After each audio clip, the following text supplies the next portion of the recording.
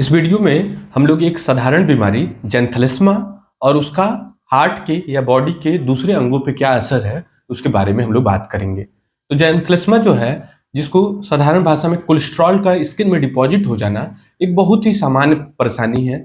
और हम लोग जो इंडियन पॉपुलेशन है या फिर जो एशियन पॉपुलेशन है, उसमें बड़ा ही कॉमन प्रॉब्लम है और एक सिग्निफिकेंट कॉस्मेटिक डिसेबिलिटी पैदा करता है। मरीज कई बार डर करके भी आते हैं कि कहीं उन्हें सफ़ेद दाग या विटिलिगो वाली बीमारी तो नहीं हो गई है। और ऐसा लेकर के आते हैं कि ये देखिए कैसा अजीब सा सफ़ेद सा निशान आँख के आसपास हो गया, जो देखने में काफ़ी भद्दा लग रहा है। तो इस कॉस्मेटिक प्रॉब्लम की वजह से लोग आते हैं। इसमें व्यक्ति के जो आँख का जो आईलिड है, वहाँ की स्किन अफेक्ट होती है और उसमें व्हाइटिश येलोइश कलर के प्लाक आ जाता है। वो पहले तो पैच होता है, पहले तो पतला सा निशान होता है, लेकिन धीरे-धीरे वो मोटा हो जाता है और कभी-कभी बिल्कुल मोटा बटन जैसा भी हो जाता है और दोनों साइड में सिमेट्रिकली अफेक्ट करता है और बाद में चल के जो नीचे वाली आईलिड है, उसको भी अफेक्ट कर लेता है। मतलब ऊपर 2 नीचे, तो 4 व्हाइटिश येलोइश कलर के बटन जैसे मोटे प्लाक आ जाते हैं।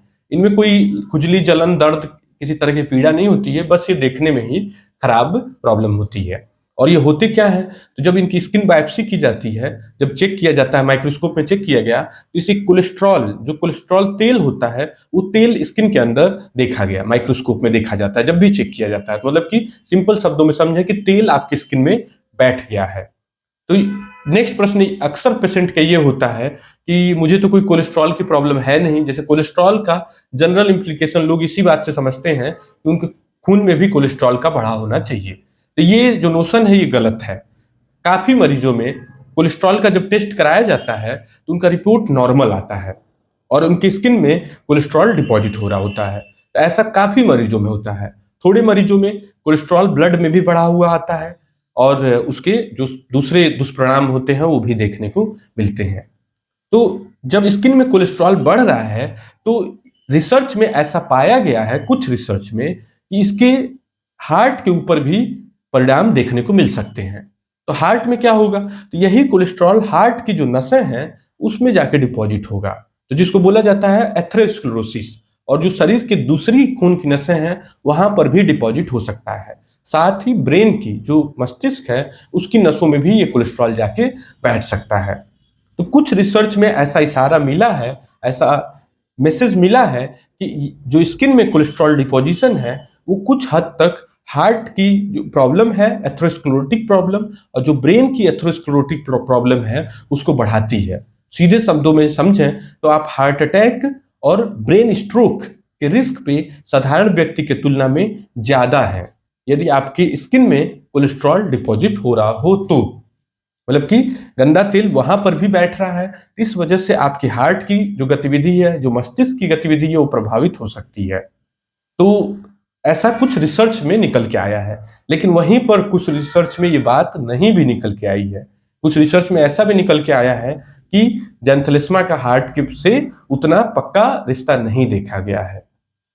तो चूंकि एशियन पॉपुलेशन वैसे ही हार्ट की बीमारियों के लिए प्रोन होती है, तो डॉक्टर आपका हमेशा सेंसिटाइज करेगा कि आप अपने कोलेस्ट्रॉल वाली चीज़ों पर ध्यान दें।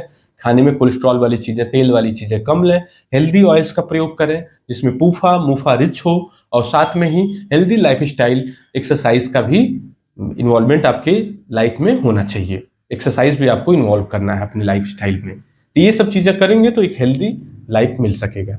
नेक्स्ट पार्ट आता है कि जो हो गया उसको कैसे ठीक किया जाए। तो उसको ठीक करने के लिए कोई दवाई नहीं बनी है, इसी तरह की कोई मेडिसिन अभी के समय में उपलब्ध नहीं है। कोई मेडिसिन क्लेम करता है तो वो फॉल्स क्लेम ही होता है और कुछ नहीं होता है। जो भी ऑप्शंस उपलब्ध हैं उसमें हमारे पास होता है एक केमिकल जिसका नाम होता है ट्राइक्लोरोएसिटिक एसिड या बाइक्लोरोएसिटिक एसिड, और ये केमिकल जो होता है कोलेस्ट्रॉल को सुखा देता है और फिर वो छिलका बन के निकल जाता है। और ऐसे ही 3 बार 4 बार इस केमिकल को लगाया जाता है और आपकी प्रॉब्लम सॉर्ट आउट हो जाती है। इसी तरह से लेजर का ऑप्शन भी उपलब्ध है, कॉटरी का भी ऑप्शन उपलब्ध है। इन दोनों के द्वारा भी इसको ठीक किया जा सकता है। कुछ केसेस में जिनमें बहुत मोटा पैच है या प्लाक है तो उसमें छोटा सा सर्जरी करके भी इसको निकाल दिया जाता है।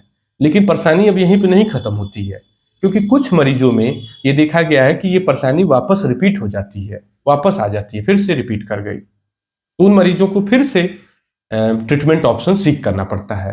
लेकिन ऐसा कुछ संकेत है रिसर्च में कि जो लोग हेल्दी लाइफस्टाइल अपनाते हैं, जिनका वेट कम है, डाइट में कोलेस्ट्रॉल कम है, एक्सरसाइज है, उनमें ये प्रॉब्लम रिटर्न होने के चांसेस कम होते हैं। तो यदि प्रॉपरली मैनेज किया जाए तो ठीक तो हो ही जाता है, लेकिन कुछ केसेस में रिपीट आ जाता है। फिर उसमें भी यदि ट्रीटमेंट ऑप्शन ले लिया जाए तो आप जेंथेलिस्मा फ्री लाइफ बिता सकते हैं आसानी से। Thank you.